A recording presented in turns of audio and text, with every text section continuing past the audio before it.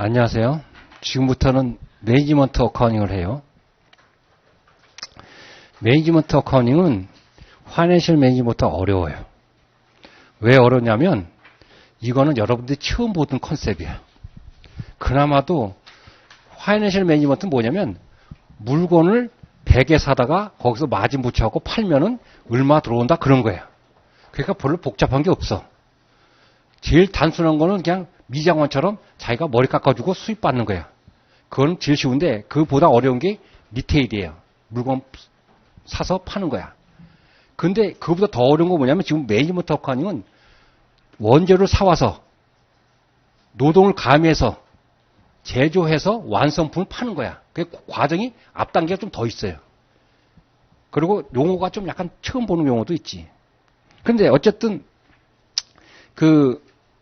좀 어려운데, 그리고 또 한 가지는 뭐냐면 지문이 파이낸셜 매니지먼트는 두세 줄밖에 안 돼요. 대부분이 보면. 근데 매니지먼트 어카운팅은 이 스토리를 만들려면 기본적으로 문제 자체가 좀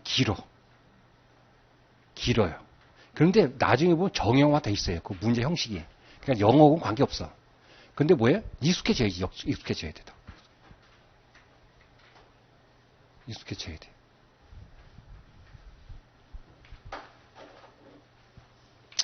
자, 보시면, 목차를 보시면, 거기 챕터 1에서는 어떤 기본적인 컨셉을 배우는데, 그렇다고 여기서 무시할 수가 없어요.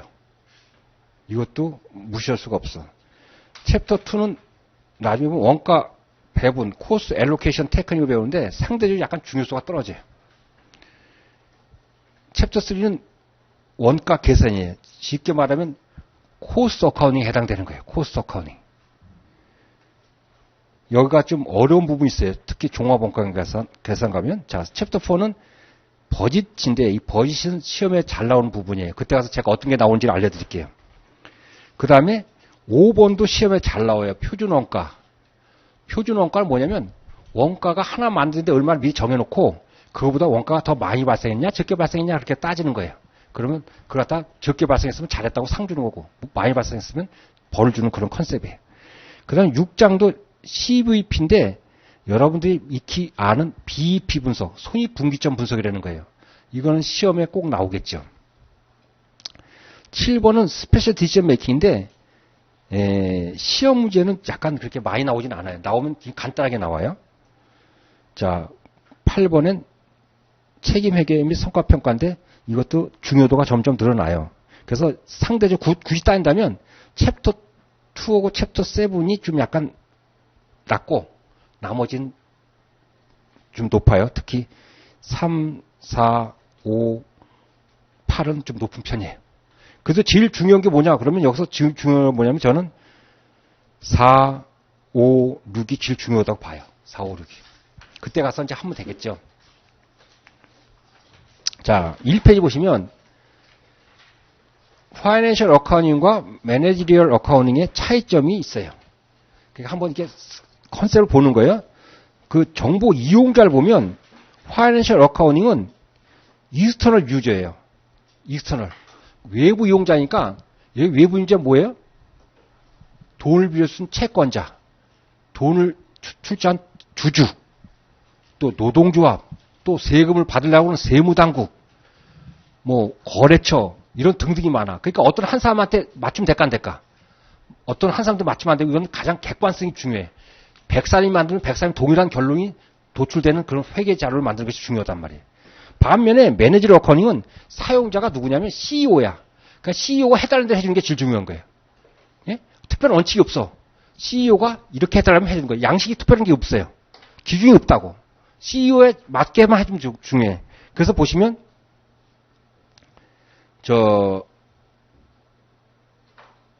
맨 밑에 리퀘어먼트 보면 파이낸셜 어카운팅은 갭이 되는 게 있어요. Generally Accepted Accounting Principle이라고 일반적인 회계 원칙을 따라야 되지만 이 MA는 그런 게 없어. 자, 두 번째 타임 포커스 보시면 파이낸셜 어카운팅은 주로 패스트예요. 과거에 주로 이루어진 걸 갖다가 집계하는 거에 그쳐. 그러니까 별로 어려운 게 없어. 그 정보도 죽은 정보야. 그런데 반해서 매니지럴 어카운팅은 미래에 관련된 거예요. 미래에 관련되기 때문에 이거는 어려워요. 미래를 핸드는 건 굉장히 어렵다고.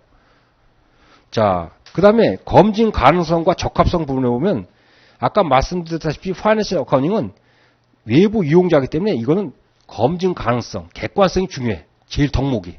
반면에 이 매니저럴 어카운팅은 CEO가 의사결정에 내리는데 적합한 정보를 주느냐가 중요해요. 렐러번트가 중요해요. 렐러번트가.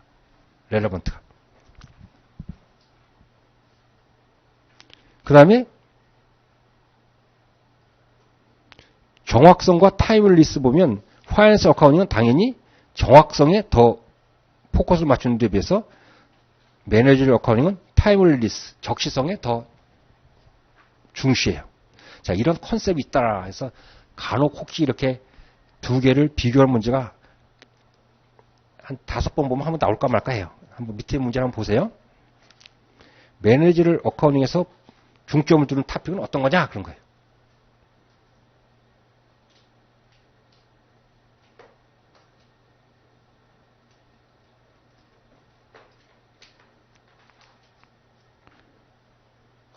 D번이죠. 경영자의 욕구에 맞추는 거예요. 자, 그리고 매니지먼트 어카운팅, 매니저럴 어카운팅을 하려면 그 손익계산서 양식을 봐야 되는데 거기 우리 파이낸셜 어카운팅에서는 세일즈에서 CGS를 차감하면 그로스 프로핏이 생기고 거기서 셀링 앤 어드민 익스펜스를 하면 오퍼레이팅 인컴이 나왔어요. 그렇죠? 그 밑에 쭉 나온다고. 그런데 거기까지 보면 매니저럴 어카운팅에서 그 양식이 달라. 거기 양식이 어떻게 나오냐면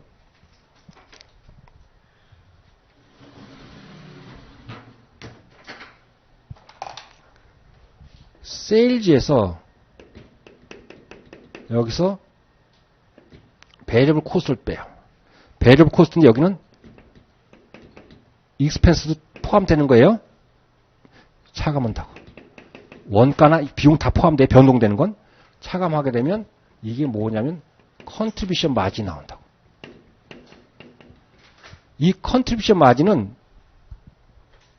공원 이익이라고 그러는데 이 말은 뜻은 뭐냐면 그 밑에는 픽스드 코스트. 픽스드 코스트를 회수하는데 공헌한다는 뜻이야. 여기도 익스펜스도 포함하는 거야.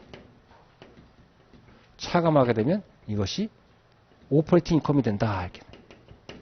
이 양식은 굉장히 중요한 양식이에요.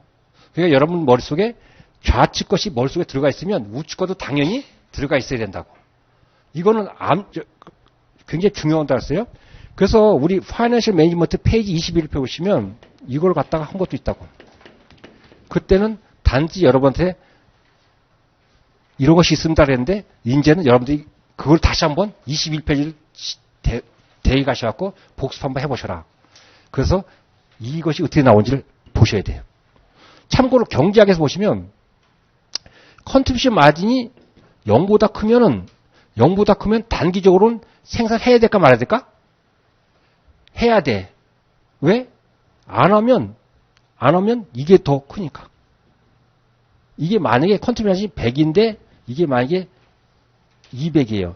이 200이 나면 100에서 200을 차니까 100이 적자잖아요. 그래도 당전을 해야 되는 게 이루에. 왜? 지금 적자 100인데 이거 생산 안 하면 고정비가 그대로 발생하겠지. 중단하면 얼마가 손실 나요? 200이 손실 난다고.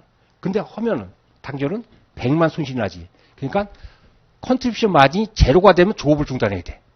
그래서 조업 중단점으로 경제에서 말할 때는 컨트리뷰션 마진이 제로인 경우가 조업 중단점이에요. 컨트리뷰션 마진이 0보다 크면 조업을 중단하면 더 손실이 커져요. 언제? 단기적으로. 쇼텀. 그래서 경제학에서 말하는 조업 중단점을 여기서 이렇게 설명하는 거예요. 이해 갔습니까? 나중에 경제학에서 또 설명하고 여기서 설명하니까 경제학 개념에 이거는. 자, 그러면 다시 얘기하면 파이낸셜 어카운팅에서는 구매, 퍼처스를 해서 세일을 하는 그런 컨셉이라고. 그러니까 구매한 것이 여기 인벤토리가 계정이 있었어요. 인벤토리에서 팔아서 세일즈가 나오는 그런 컨셉이 있었어요. 그건 별로 어렵지 않았어. 그런데 매니저럴 어카운팅에서는 어떻게 하냐면 재료를, 머티리얼을 구입해요. 재료를 구입한다고. 그럼 이것도 인벤토리 계정이라고. 재료를 구입해서 여기다가 인건비를 투입하고 등등 해서 여기서 가공을 한다고. 바로 가공이 하지 않고 work in process. 가공 중에 있는 작업이다. 그래서 이걸 갖다가 WIP 계정이라 그래요. 이것도 인벤토리 계정이에요. 인벤토리 계정이라고. 인벤토리 계정. 그러고 나서 이것이 완성되겠지. finished 굿이 되겠지. 그러면 이것도 인벤토리 계정이에요. 이 인벤토리 계정이 여기 인벤토리 계정과 흡사하지. 그러니까 이런 인벤토리 계정이 더 많아요. 그러고 나서 완성되면 이때 세일즈로 들어가는 그런 컨셉이라고. 그렇죠? 그러니까 복잡할까 복잡하지 않을까? 좀 복잡해요. 여기 여러분들이 이 매니지럴 어카운팅은 여러분들은 한 번도 사무실에서 근무한 사람들은 컨셉을 잡아본 사람이 없어. 그럼 어떤 사람이 더 이해가 빠르냐면 공장, 현장에 있었던 사람은 이해가 빨라. 근데 거꾸로 현장에 있는 사람은 회계를 몰라. 그래서 문제가 뭐냐면 융합이라 하잖아, 융합. 그래서 공장인 사람이 공학도가 회계하러 보면 부가치가 엄청 높지.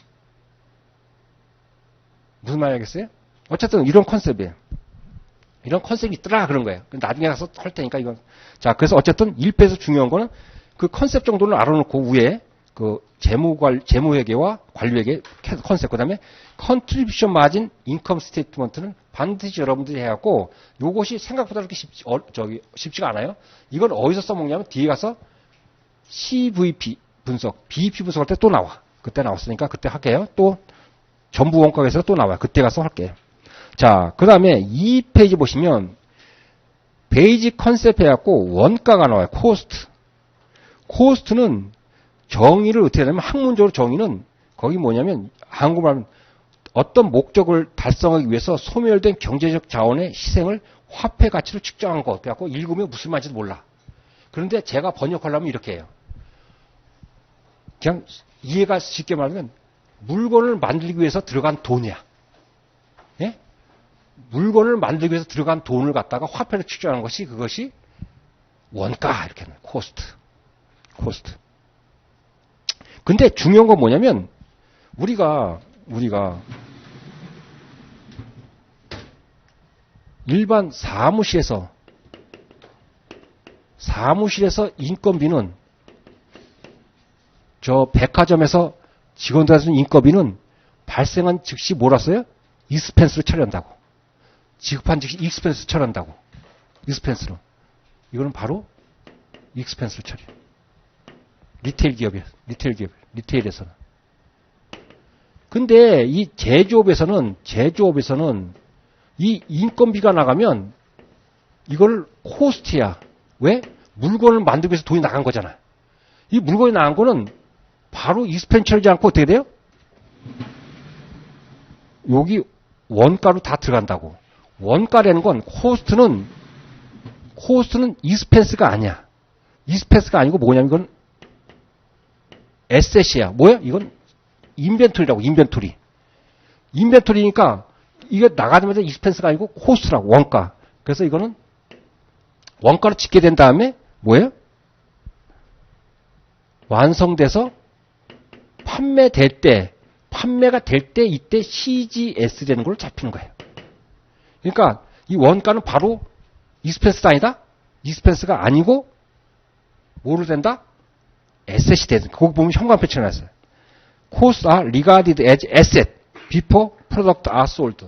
제품이 판매되기 전까지는 전부 다 원가로 잡혀서 자산으로 잡혔다가 이 제품이 완성돼서 판매된 뒤에 판매되면 CGS로 잡힌다 이런 컨셉이에요. 그런 컨셉이에요. 그러면 원가를 하면 예를 들면 현재 자동차 같으면 자동차를 뭐 생각해? 소나타도 있고 제니시스도 있고 뭐 등등 있잖아. 그러면 원가가 얼마입니까? 그러면 아니 그걸 어떻게 하는 뭘 구체적으로 얘기해 주십시오. 이렇게 나오겠지. 그러면 소나타 만드는데 원가가 얼마입니까? 그러면 소나타요. 그 소나타 만드는 거 관련된 원가. 그 소나타 관련된 건 소나타에 관련된 직계를 따로 하겠지. 제니시스는 제니시스 따로 하겠지. 그 직계하는 대상을 원가를 직계하는 대상을 뭐라 하냐면 거기 코스트 오브젝트라고 그래요. 그 우리나라는 원가를 직계하는 대상. 원가를 집계하는 대상을 우리는 코스트 오브젝트 그러는 거예요. 그래서 원가를 측정하고자 집계하고자 하는 원가 집계 대상을 코스트 오브젝트 이렇게 얘기하는 거예요. 이렇게 단어 설명하고 있는 거예요. 그 다음에 코스트 드라이버는 택시 드라이버는 뭐예요? 택시를 운전하는 사람을 택시 드라이버라고 그러잖아요. 그럼 코스트 드라이버는 코스트가 움직이게 하는 요인이야. 그러면 지금 서울시의 다산 콜센터에는 원가가 얼마입니까? 다산 콜센터 운영하는 원가가 얼마입니까? 그러면 그 움직이는 원가가 뭘까요? 원가 발생하는 원가는 인건비지. 근데 인건비의 구체적으로 뭐 10명 쓸까 100명 쓸까 뭐 때문에 차이 날까? 그 문의 전화가 많이 오냐 적게 나오냐에 의해서 그것이 종업원을 쓰는 거고 그거에 따라서 원가 집계가 나오는 거잖아요. 그러면 최종적인 코스트 드라이버는 뭐다? 뭐 전화, 문의 전화 얼마 자주 나오냐 그런 것이 코스트 드라이버가 되겠다는 거지. 만약 전기료 같은 뭐예요? 기계를 얼마나 돌리냐가 전기료가 나오는 원가 코스트 드라이버가 되겠다는 뜻이에요. 아, 그래서 코스트 드라이버는 원가를 발생시키는 요인을 갖다가 코스트 드라이버다 이렇게 얘기한다. 그거만 알면 돼요. 뭐 이런 거 시험 문제 나오는 게 아니니까 그냥 컨셉만 아는 거예요. 그래서 단어 해설을 해주고 있는 거예요. 지금 초등학교, 중학교처럼 원가 유발 요인, 원가가 발생시킨 요인이 뭔가를 나타내는 용어가 코스트 드라이버. 자, 그러면 우리가 제가 보시면 거기 2번부터 설명할게요. 코스트 컨셉에 오시면 2번에 프로덕트 앤 피어리드 코스트 이렇게 나왔어요. A번을 보면 프로덕트 코스트하고 인벤토리어블 코스트고 인벤토리어블 코스트에다 형광 배치를 했어요. 같은 말인데 다른 말로 이해하면 안 돼요. 프로덕트 코스트 이퀄 인벤토리어블 코스트. 찾았습니까? 반가로 2번에 동글뱅이 1번에. 찾았죠? 찾았습니까? 자, 그러면 자, 자동차를 만드는 원가를 보면 이 자동차에 들어가는 건 원가의 3요소 그래요. 원가 3요소가 뭐냐면 첫 번째는 머티리얼. 그 다음에 레이버. 그 다음에 뭐가 있냐면 오버헤드 코스트. 그래서 OH 그래. OH. 이건 간접비 그래. 이건 뭐냐면 이 재료 중에 자동차 재료 중에 이것이 다이렉트가 있고 인다이렉트가 있는데 이 자동차 보면 현재 자동차 뭐가 있냐면 아까 말씀드린 대로 소나타를 만들 수 있고 제니시스 만들 수 있어. 그러면 제니시스에 들어간 타이어고 소나타에 들어간 타이어고 같을까 다를까? 다르겠지.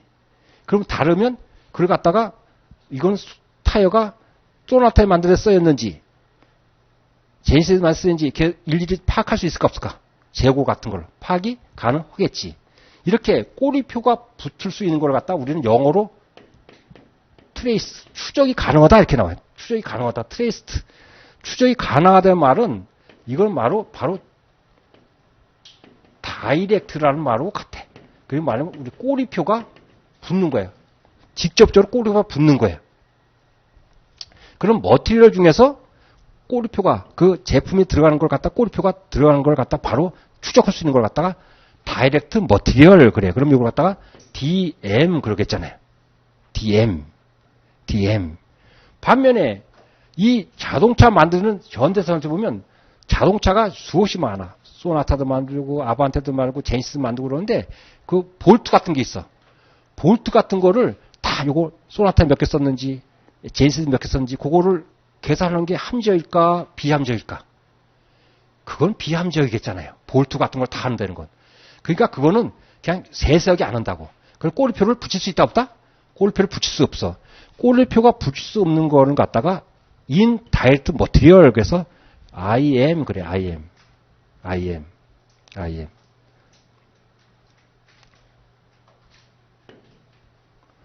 자, 레이버 중에서 제니시스 만든 노동자, 소나타 만든 노동자 월급을 주면 구분할 수 있을까 없을까요? 있겠지.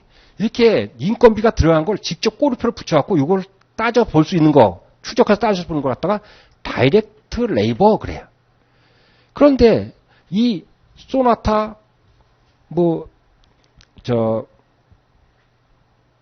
제니시스가 만드는 제품이 많은데, 그 공장장이 만약에 한 명 있거나, 그 관리자가 한 10명 있어. 그 사람 2개 다 관리해. 거기 있는 거 전체, 공장을. 그러면 이걸 갖다가 월급을 준 걸 직접 그거 월급을 쫓을 수 있을까 없을까? 추적할 수 있을까 없을까?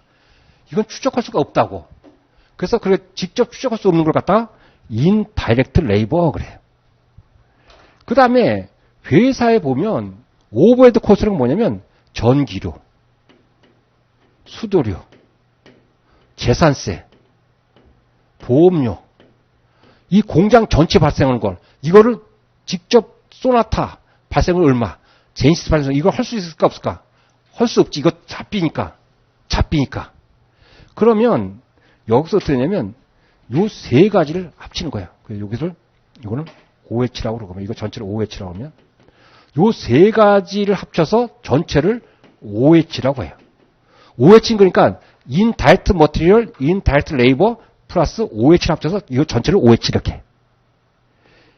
그러면 원가의 3요소는 뭐냐면 원가의 3요소는 직접 추적할 수 있는 다이렉트 머티리얼, 직접 추적할 수 있는 다이렉트 레이버, 그 다음에 기타 등등 해서 OH. 이게 원가의 3요소야. 원가의 3요소. 그래서 원가의 3요소는 여러분 이제 외워야겠지. 외워야 돼. 뭐예요? DM 플러스 DL 플러스 OH가 원가의 3요소야. 프로덕트, 제품을 만드는데 들어가는 원가는 세 가지로 된다고. 이거 이상은 분류가 안 돼. 최종적으로는. 오케이? 원가의 3요소는 뭐다? DM, DL, OH. 오케이? DM, DL, OH. OH는 뭐예요? 인다이렉트 머티리얼, 인다이렉트 레이버, OH를 합쳐서 OH가 되는 거예요. 그리고 원가의 3요소는 이렇게 되는 거예요. 자, 그 말을 인벤토리어블 코스트라고 해요. 프로덕트 코스트라고 하고.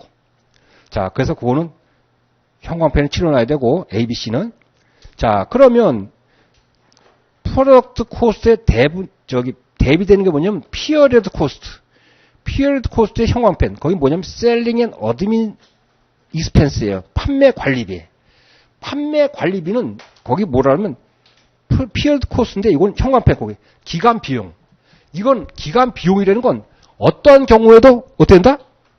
어떤 원가 계산 방식에서 셀링 앤 어드민 익스펜스는 이거는 익스펜스야. 이건 원가로 될 수가 있다 없다? 변동이든 고정이든 어떤 방식에서도 이거는 셀링 앤 어드민 익스펜스는 원가가 될 수가 없어요. 형광펜을 쳐놓고 무조건 이건 익스펜스야. 발생하자마자 뭐다? 비용으로 쳐야 돼. 이건 자산으로 칠 수 있다 없다? 칠 수 없다. 이걸 머릿속에 암기해놔야 돼. 그러니까 뭐 방식이 원가에서 방식이 딱 틀리면 이걸 들어가는 그러면 안 되는 거예요. 오케이, 제가 강조했어요. 자, 그러면 그 위에 다이렉트 코스트, 인다이렉트 코스트면 다이렉트 코스트는 a cost which is related to a particular cost objectives and can be traced to it in a economically feasible way. 그래서 어떤 특정 코스트 오브젝트에 추적할 수 있는 것이 다이렉트 코스트예요. 반면에 인다이렉트 코스트는 다른 말로 형광펜 칠해놨어요. 거기 커먼 코스트. 커먼 코스트는 공통 비례는 뜻이야. 공통 원가. 어느 한쪽에만 어느 한 특정 코스트 오브젝트 포함시키는 게 못하고 호스 풀 장갑은 물을 채워넣듯이 이런 걸 갖다 다 한꺼번에 모아서 이걸 어떻게 할까? 인다이렉트 코스트는 직접 추적할 수 있다 없다? 없다. 그러니까 이게 무슨 뜻이냐면 여기 소나타를 제조하고 여기 제니시스를 제조해요.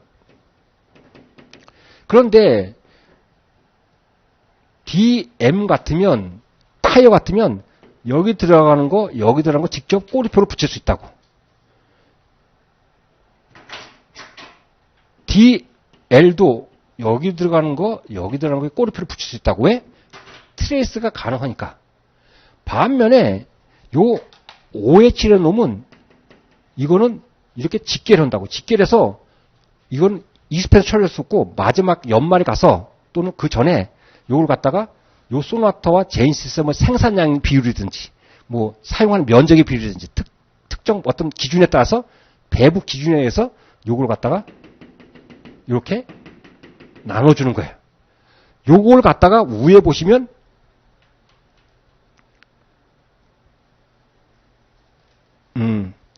거기 보시면 거기 두 번째 줄에 보면 allocate to cost objective 이렇게 써. 인과관계에 따라 원가 배분을 필요한다 그랬어. allocate to cost objective. common cost는 항상 그렇게 되는 거예요. common cost는 직접 꼬리표가 없으니까 어떻게 돼? 어떤 배부 기준에 따라서 allocation 해줘야 돼. 그래서 이걸 indirect cost라는 말보다 어떤 용어를 쓰면 common cost 이런 말을 더 많이 써요. common cost. 그래서 주로 이 챕터 2에서 배우는 것이 이 common cost를 갖다가 어떻게 allocation 하는 건가 그걸 배우는 거예요. 챕터 2에서는.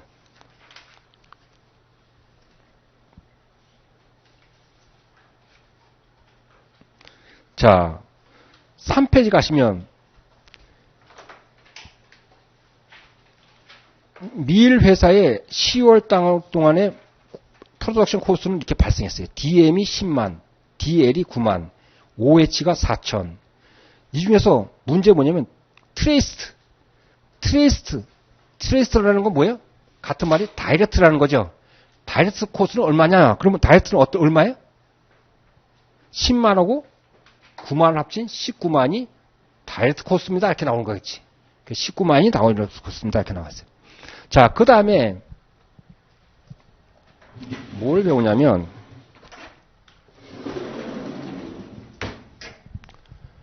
DM, DL, OH가 원가의 3요소라고 했는데 원가의 3요소 이 중에서 무슨 말이냐면 쉽게 얘기를 드리면 뭐냐면 거기 프라임 코스트라고 했어요. 프라임 코스트. 거기 뭐라고 하냐면 우리나라 말로 제품을 생산하는데 직접적으로 관련된 원가 이렇게 돼 있어요. 직접적으로. 그러면 쉽게 말하면 이런 거예요. 여러분 빵을 만들어서 팔려고 그러는데 빵을 만들었는데 꼭 있어야 되는 게 뭘까? 밀가루 있어야 될 거 없어. 밀가루 없이 빵 만드는 건 불가능하겠지. 그러면 DM은 있어야 되겠지. 그 빵 만드는데 종업원 자기도 포함해서 종업원 있어야 될까 없어야 될까? 있어야 되겠지. 근데 보험료 같은 건 없어도 만들어서 할 수도 있겠지. 꼭 필요한 건 뭐가요? DM하고 DL은 꼭 있어야 되겠더라는 거예요. 이렇게 생산하는데 꼭 필요한 원가가 뭐냐? 그걸 갖다 프라임 코스트라 그러는 거예요. 그러니까 프라임 코스트는 뭐다? 프라임 코스트는 요게 프라임 코스트라는 거지. 프라임 코스트. 프라임 코스트는 모독이 뭐예요? DM 더하기 DL을 프라임 코스트라고 그래요. 제품을 만드는데 꼭 필요한 원가 이걸 갖다가 프라임 코스트라고 하는 거예요. 자, 이게 프라임 코스트예요. 자, 정의가 그런 거예요. 두 번째 컨버전 코스트라고 있어요. CC라고 표시하는데 CC 그거는 뭐냐면 재료를 가공해서 제품을 완성하는 데 기여하는 원가예요. 이 말은 뭐냐면 이 재료가 들어왔으면 이 재료를 제품으로 바꾸려면 어떤 원가가 추가적으로 필요하냐 그런 뜻이야. 재료가 들어왔으면 이 재료를 제품을 만드는 무슨 원가 필요해요? 레이버가 있어야지 바꾸고 전기가 있어야지 바꾸잖아요. 그래서 이 두 개를 컨버전 코스트 우리나라 말은 전환 원가 그러는 거예요. 그러니까 이거는 여러분들이 암겨다시피 암겨야 돼요. 프라임 코스트 찾아라 그러면 요 두 개를 더하면 프라임 코스트입니다. 컨버전 코스트라면 DL하고 DOH입니다. 이렇게 찾아야 된단 말이에요. 그러니까 그거는 뭐 별도로 더 이상 추가할 필요 없어요. 자, 그러면 퀘스천 보세요. 퀘스천. 그 밑에 디프시에이션 익스펜스 밑줄. 감가상각비는 감가상각비 여기 어디에 해당될까? OH에 해당되겠지. OH. 오케이? OH에 해당되니까 무슨 원가에 포함되겠어요? 컨버전 코스트에 해야 되겠지. 프라임 코스트에 포함된다 안 된다? 포함 안 되겠죠. 예? 그러면 두 번째 퀘스천. 셀링 앤 어드민은 여기 어디에 포함될까요? 셀링 앤 어드민 여기에 포함이 안 돼요. 그럼 피어리어드 코스트지. 예? 오케이? 그걸 구분할 수 있어야 돼요. 판매 관리비는 어떤 경우에도 원가 포함 안 되는 거예요, 여기. 자, 그 다음에 3페이지 보시면 거기 변동비와 고정비가 있어요. 우리나라 말은 변동비니까 익스펜스처럼 생각하는데 그냥 혼용해서 써요. 그냥 베리어블 코스트, 픽스 코스트. 자, 이거는 다른 데다 해야 되겠어요.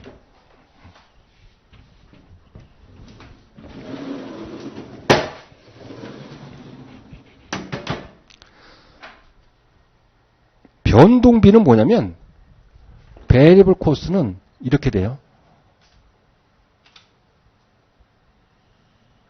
여기 토탈 코스트, 여기 생산량. 변동비는 생산량이 증가하면서록 우상향하는 거겠지. 생산량이 증가하면 변동비가 더 증가하죠. 생산량이 없으면 제로지. 이게 변동비라고. 이게 변동비. 반면에 고정비는 뭘까요? 고정비 어떻게 될까? 고정비는 생산량에 따라서 변동한다. 일정하게 발생한다. 그래서 이것이 픽스드 코스트가 되겠지. 픽스드 코스트. 픽스드 코스트. 이거는 이렇게 볼 수도 있겠을까요? 이거는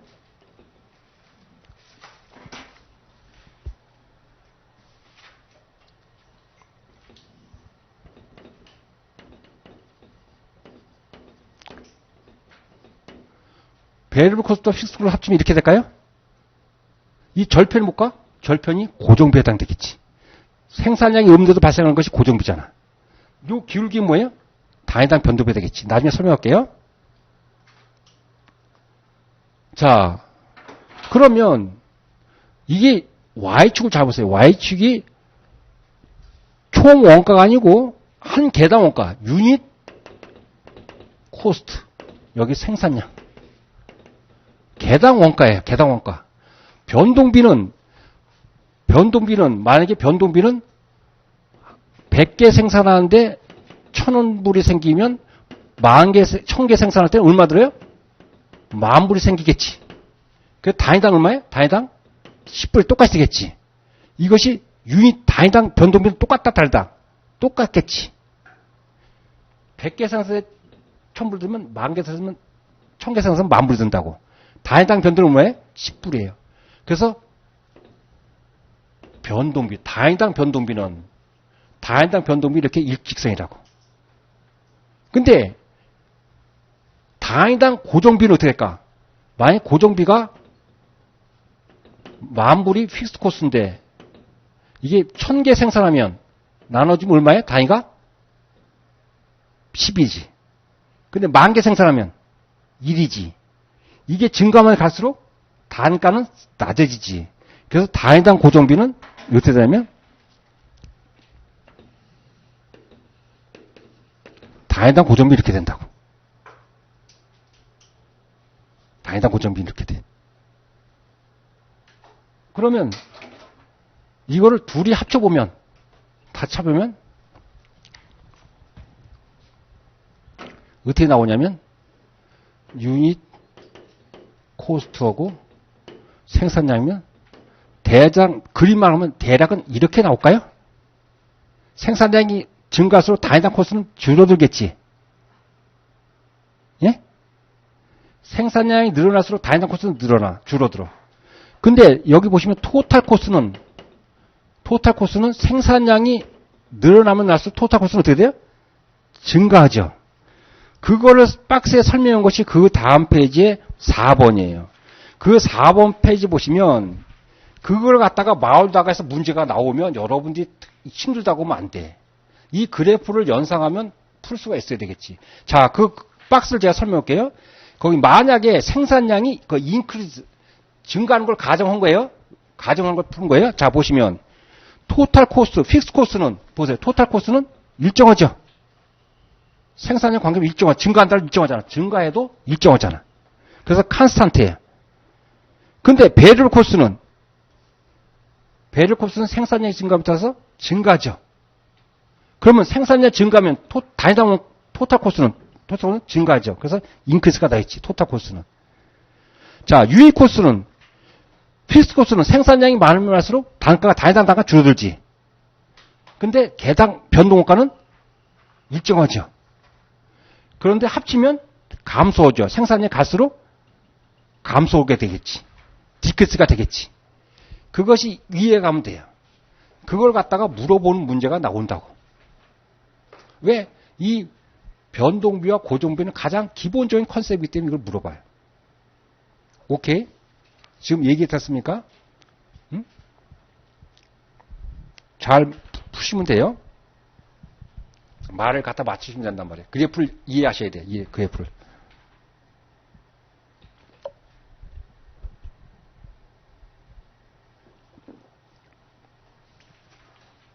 이해 갔어요? 앞에 학생. 이거 잘 이해해 놓으세요. 나중에 써먹으니까. 자, 그런데 거기 위에 동글뱅이 3번에 보시면 relevant range예요.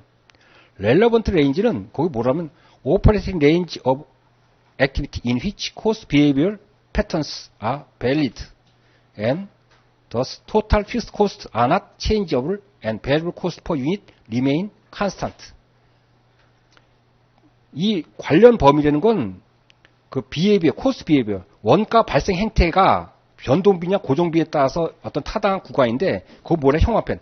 토탈 픽스드 코스트가 변동되지 않고 픽스드 코스트가 변동되지 않고 다해당 변동비가 일정한 상황인 걸 갖다가 관련 범위라고 하는 거예요. 이 말은 뭐냐면 이 위아사건이 지금 고정비가 들어가는 게 이 7층의 사무실이라고. 7층의 사무실은 학생 수가 100명이 오든 300명이 오든 매월 만약 임차료가 1000만 원 내야 된다고. 적게 온다고 적게 내는 게 아니라고.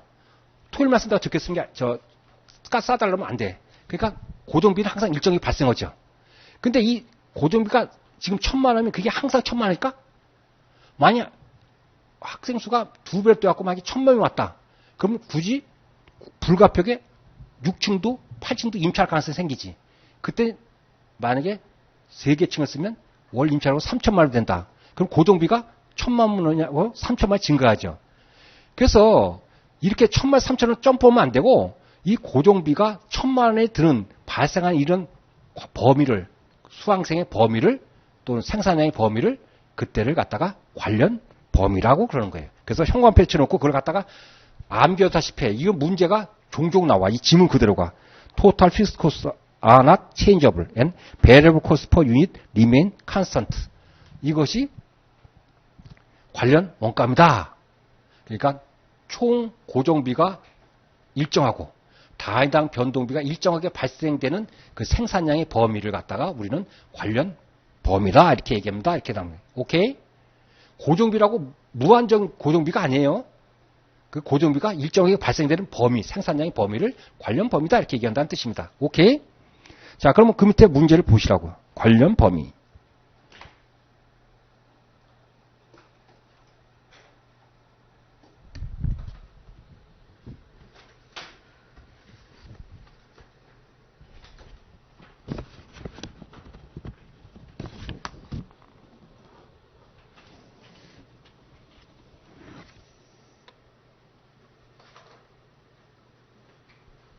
오케이? 됐습니까? 답은 D번 찾을 수 있겠죠? 자, 그 다음에 이 estimating cost function, 원가 함수의 추정이라는 건데, 원가 함수 추정은 지금 뭐냐면, 요 그래프를 추정하는 거예요. 요 그래프. 요 그래프를 식으로 나타내면 어떻게 나타나냐면, 요 그래프는 y equal a 플러스 bx 이렇게 나오겠지. 예? 수학 공식 풀면 이렇게 나온다고. 이 y가 뭐냐면, y가 토탈 코스트를 말하는 거예요. A는 뭘까? 픽스트 코스트. 픽스트 코스트. 플러스 유닛 베리얼 코스트. 다해당 변동비. 곱하기 생산량.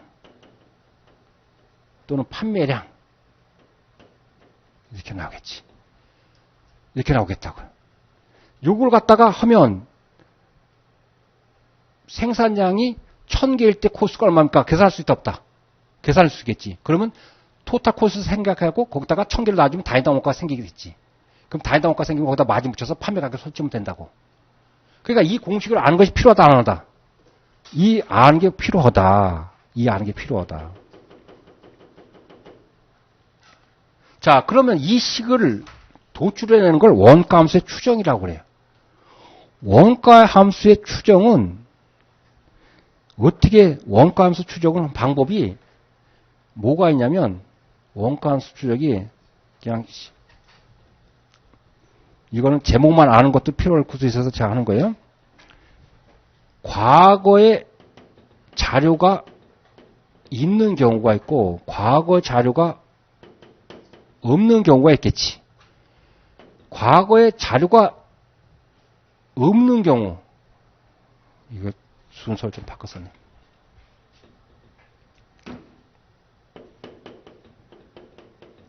과거에 자료가 없는 경우는 새로 모든 것을 측정해갖고 이걸 갖다가 고정적으로 발생하는지 변동적으로 발생하는지 다 체크해야 되겠잖아요. 보통 과거 자료가 없는 게 어떤 경우일까? 뉴 프로덕트, 신제품 같은 경우는 과거 자료가 없잖아요. 그럼 새로 다 고정비인지 변동비인지 알아야 될 거 아니에요. 그때 하는 방법이 뭐냐면, 요거 뭐냐면, 인더스트리얼 엔지니어링.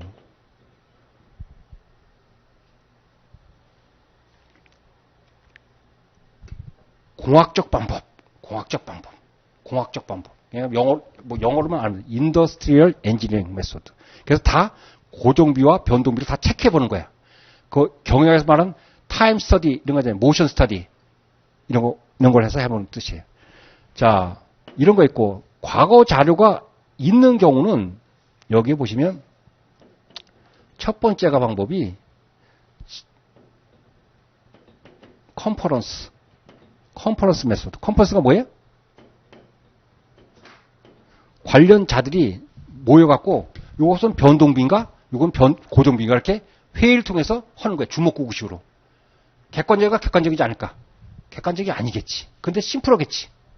두 번째 방법이 회의 방법보다는 좀 나은 게 어카운트 어널리시스 계정 분석해서 하는 거예요. 이 계정은 고정비 성격이다. 요 성격은 변동비 성격이다. 이건 누가 잘할까? CPA가 잘하겠지. 그래서 CPA한테 맡기는 거겠지. CPA에서 한다. by CPA에서. 그 다음에 세 번째가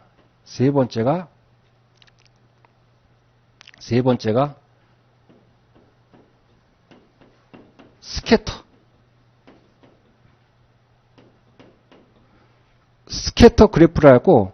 스캐터 그래프는 삼포도법이래요. 삼포도법은 뭐냐면 여기 보시면 이렇게 이때 생산할 때 여기 들고 이때 생산할 때 여기 들고 이때 생산할 때 이렇게 들고 이렇게 점을 과거 자료 있을 거 아니에요. 그 대략 보고 CEO가 또는 CFO가 이건 요 점을 가장 잘 나타낸 선이 이거다 이렇게 해서 선을 나타내는 거야. 그러면 이거 나올 수 있겠지. 그래서 삼포도를 보고 점이 찍힌 삼포도를 보고 대략 추정해서 선을 도출하는 방법이에요. 정확할까 부정확할까? 부정확하겠지. 근데 대략 아웃라인 잡는 방법. 네 번째가 하이로 메소드예요. 하이로는 포카 이름이 아니고 하이로는 뭐냐면 고조점법이라는 거예요. 이건 지금 좀 이따 설명할게요. 하이로 메소드. 자, 그 다음에 다섯 번째가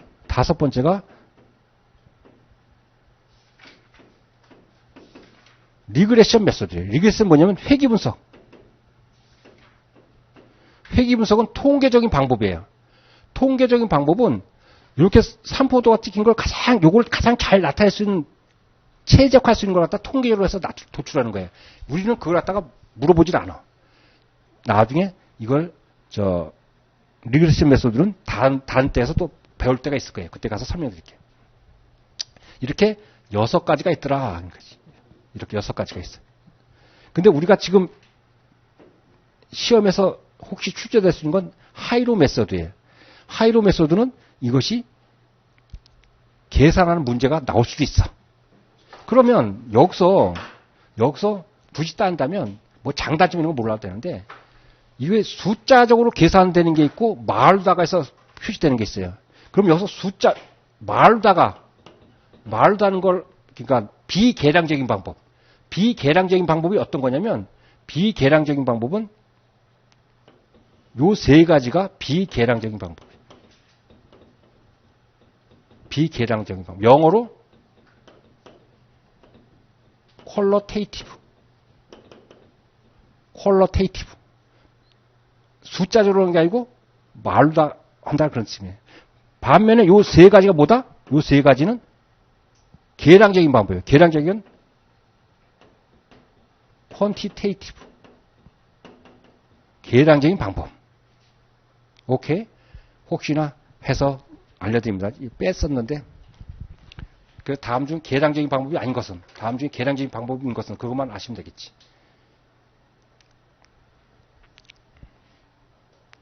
자, 그러면 여기서 나갑니다.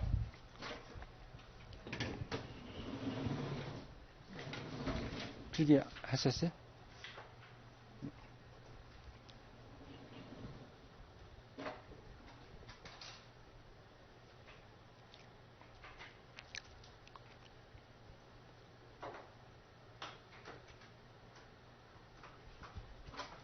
여러분 좀 필기할 시간을 해서는 쉬었다 가는 게 낫겠네요.